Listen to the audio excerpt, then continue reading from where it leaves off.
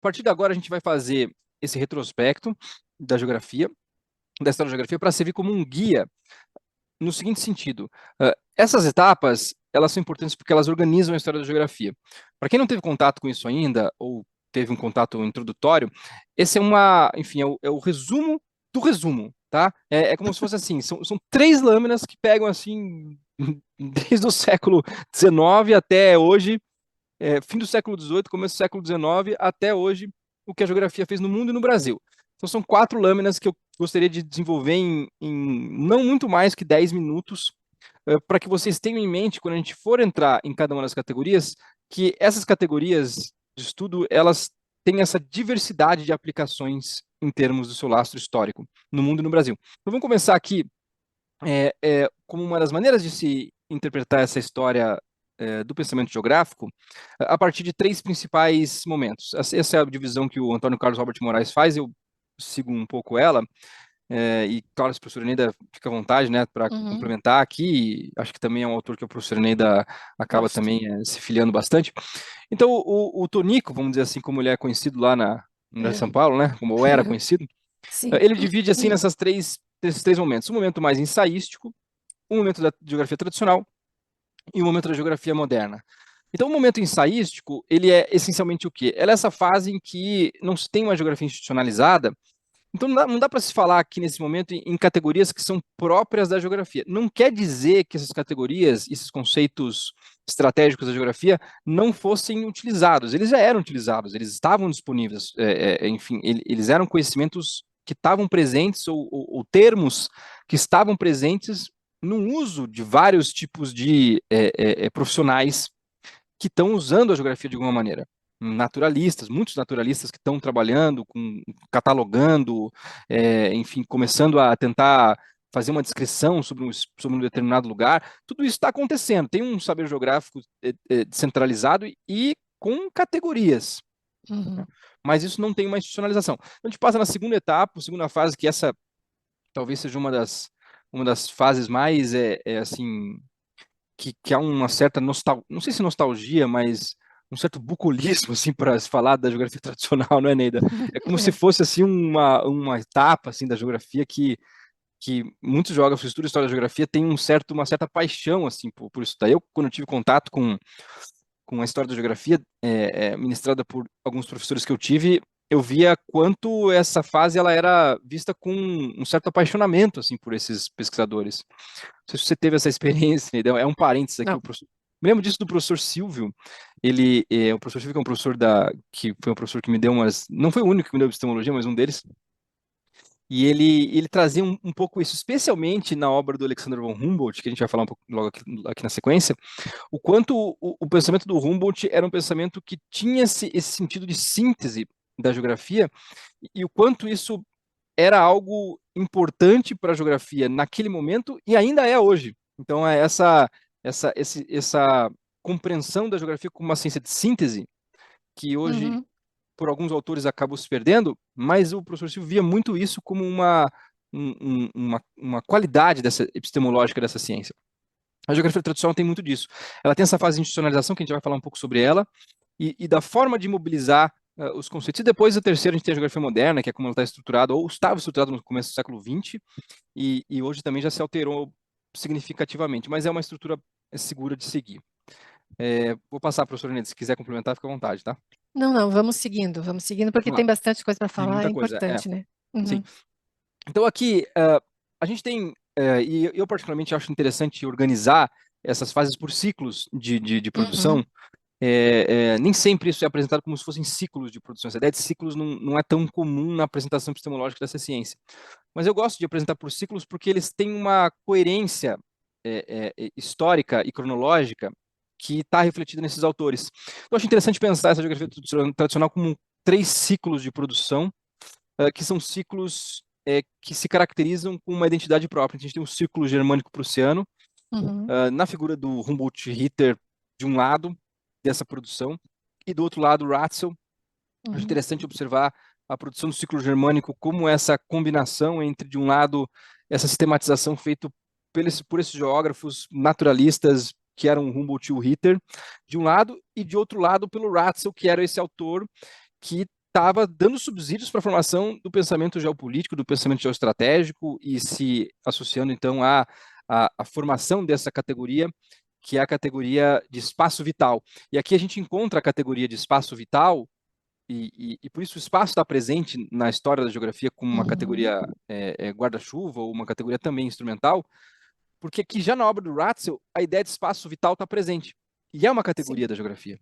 E que, de certa maneira, o espaço vital, quando ela foi elaborada ali por esses autores que têm no Ratzel sua figura mais representativa, e depois a gente tem a área core, a gente tem o Heartland, a gente tem a região concentrada, tudo, de certa maneira, não do mesmo jeito, não com as mesmas intenções e não com a mesma posição social, não com as mesmas intenções políticas, enfim, com as ideologias, não com o componente que estava presente na ideia de espaço vital do Ratzel.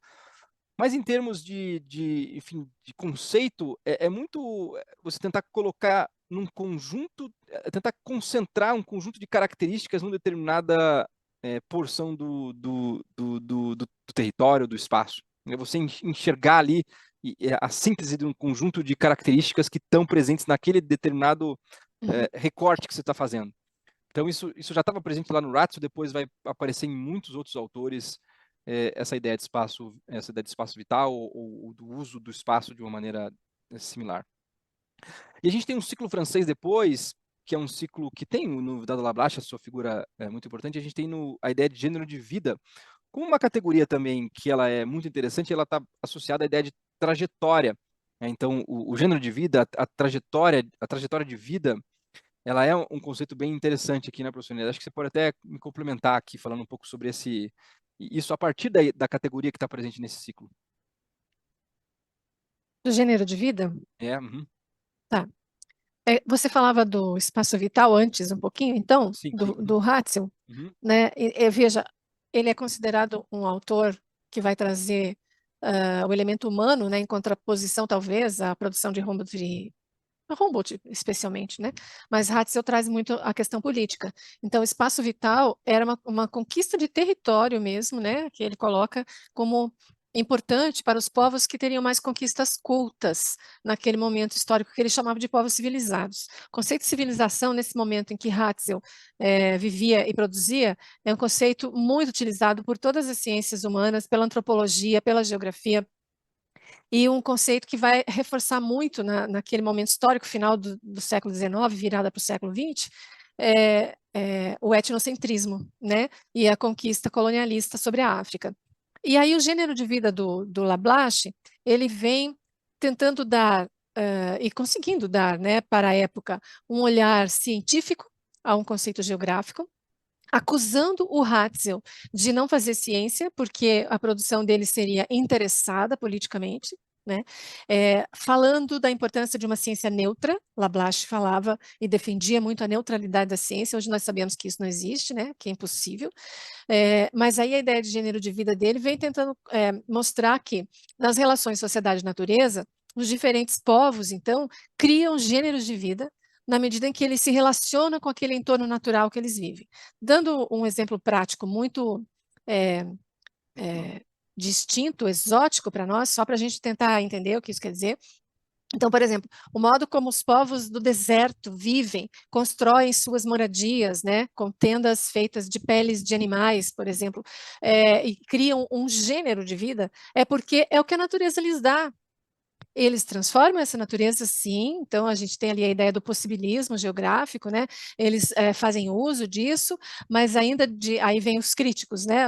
Depois o professor André vai falar mais. Quem faz a crítica a essa geografia tradicional diz que no frigir dos ovos, tanto o que Lablache falava de gênero de vida, quanto a acusação feita mais tarde a Ratzel sobre o determinismo geográfico, no fim dava na mesma, porque os gêneros de vida eles eram de alguma forma definidos, delimitados pelo que a natureza oferecia àqueles povos, né? Por isso, as construções, o jeito de viver, o jeito de morar, o jeito de se alimentar, a organização social, por exemplo, dos povos da floresta, totalmente diferente dos povos do deserto, dos povos das áreas geladas, e, claro, dos povos tidos como civilizados, que aqueles já vivendo em cidades modernas, né, em cidades contemporâneas, numa sociedade organizada em estado, com poder centralizado, enfim.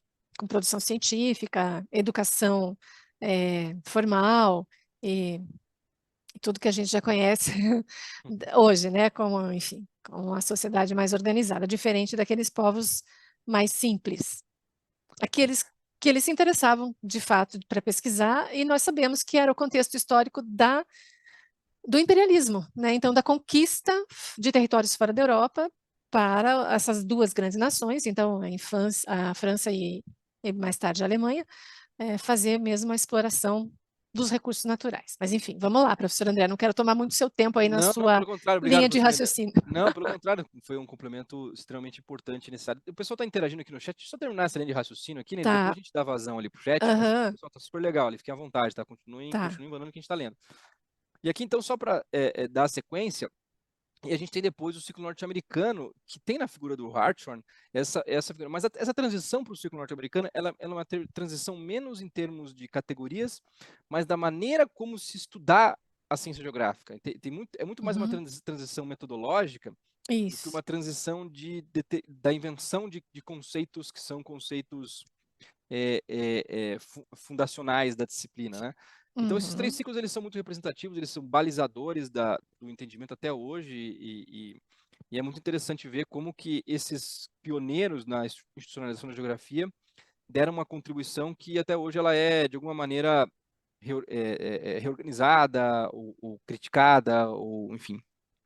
Tem muita coisa aqui que foi esse ponto de partida que foi estabelecido aqui, ele ainda hoje está sendo desenvolvido.